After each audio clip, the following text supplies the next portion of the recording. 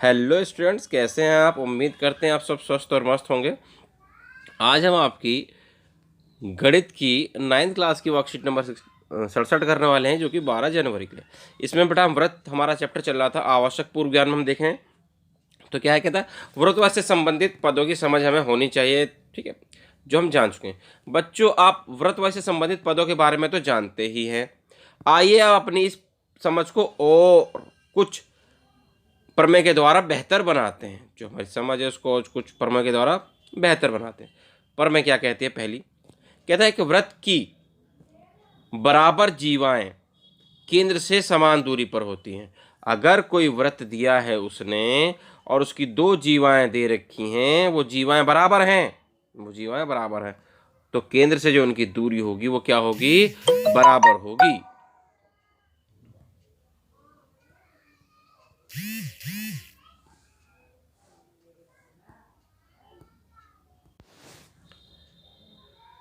ठीक है, अगर दो समान जीवाएं हैं, उनकी केंद्र से दूरी क्या होती है? हमेशा बराबर होती है। तो दी गई आकृति आपको दे रखी है कि ए बी और सी डी दो आपकी जीवाएं हैं, तो उनकी केंद्र से दूरी यानी कि ओ एम और ओ एन क्या होगा? आपका बराबर ही होगा। तो इस प्रमेय का विलोम भी क्या है? सही होगा कि अगर जो केंद्र से जीवाओं पर लंब डाले गए हैं उन लंबों की लंबाई बराबर है, तो जीवाएं भी क्या होंगी? बराबर होंगी। इस प्रमेय का विलोम भी सत्य है। एक वृत्त के केंद्र से समदूरस्थ जीवाएं लंबाई में क्या होती हैं? समान होती हैं। ठीक है, यानी कि अगर ओ एम बराबर ओ एन है तो ए बी बराबर क्या होगा? सी डी होगा। देखिए उदाहरण एक क्या कहता है हमसे, फिगर आपको आसानी से दिखाई दे रही है। कहता है उदाहरण एक, यदि एक वृत्त की दो प्रतिच्छेदी जीवाएं प्रतिच्छेद करती हैं एक ही बिंदु पर, यदि एक वृत्त की दो प्रतिच्छेदी जीवाएं प्रतिच्छेद बिंदु से जाने वाले व्यास से समान कोण बनाए, तो सिद्ध कीजिए कि वो जीवाएं बराबर हैं। ये हमें दिखाना है। ये प्रतिच्छेदी जीवाएं हैं, ई हो गया, यहाँ से व्यास जा रहा है, तो व्यास के द्वारा जो इन पे कोण बन रहे हैं ये और ये कोण, ये क्या है? आपके बराबर हैं। ये आपको दिखाना है। दिया है, हम क्या लिख देंगे? एक वृत्त जिसका केंद्र क्या है? ओ है, इसकी दो जीवाएं ए बी और सी डी ई पर प्रतिच्छेद करती हैं, जैसा कि हमें दिखाई दे रहा है ये ई। पी क्यू एक ऐसा व्यास है जिसका ए ई क्यू कोण, ए ई क्यू बराबर है कौन? डी ई क्यू के। ठीक है, ए ई क्यू बराबर है कौन? डी ई क्यू के। ठीक है बेटा, सिद्ध करना है तो जो जीवाएं जो हैं वो बराबर है। जीवाएं ए बी और सी डी को क्रम से हम ओ एल और ओ एम लंब खींचते हैं। ठीक है, दो लंब हमने खींच लिए हैं, केंद्र से ओ एल ए बी के ऊपर और ओ एम सी डी के ऊपर, तो लंब खींच लिए इनके 90 डिग्री के कोण। अब हम ये जानते हैं कि D L O E L O E कैसे निकलेगा? एल ओ ई, ये वाला एंगल निकलेगा 90 में से हम ये वाला एंगल क्या कर देंगे? माइनस। ये भी कैसे निकलेगा? 90 में से ये एंगल क्या कर देंगे हम? Minus. L O E 180 minus 90 minus L O E L E O, तो 90 माइनस एल ई ओ लिख दिया त्रिभुज के तीनों कोणों के योग से। इसी तरह से दूसरे साइड ले लिया हमने, 90 माइनस ए ई क्यू लिख देंगे इसको। और ए ई क्यू लिखो या 90 माइनस डी ई क्यू लिखो, क्योंकि ए ई क्यू तो बराबर है डी ई क्यू के। तो 90 माइनस एम ई ओ बराबर हो गया एम ओ ई के। इस तरह से हमने त्रिभुज पकड़ लिए ओ एल ई और ओ एम ई।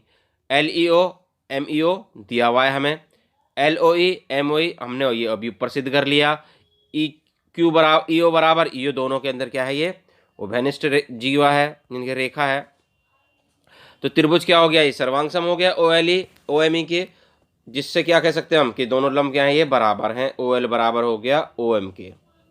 अगर लंब बराबर है तो जीवाएं भी क्या होंगी? बराबर होंगी। ए बी बराबर क्या हो गया? सी डी के। ठीक है जी, अब देखते हैं हम दूसरा एग्जाम्पल। कहता है केंद्र ओ, यानी कि ओ केंद्र वाले वृत्त की दो बराबर जीवाएं आगे बढ़ाने पर दी गई आकृति अनुसार बिंदु ई पर मिलती है। हमें दिखाई दे रहा है कि ए बी और ये सी डी को आगे बढ़ा दिया तो कहाँ मिल रही है जी? ई पर मिल रही हैं दोनों। बी ई बराबर डी ई, हमें दर्शाना है कि बी ई जो है वो बराबर है किसके? डी ई के। बी ई बराबर किसके दिखाना है हमको? डी ई के दिखाना है। और ए ई बराबर दिखाना है सी ई के।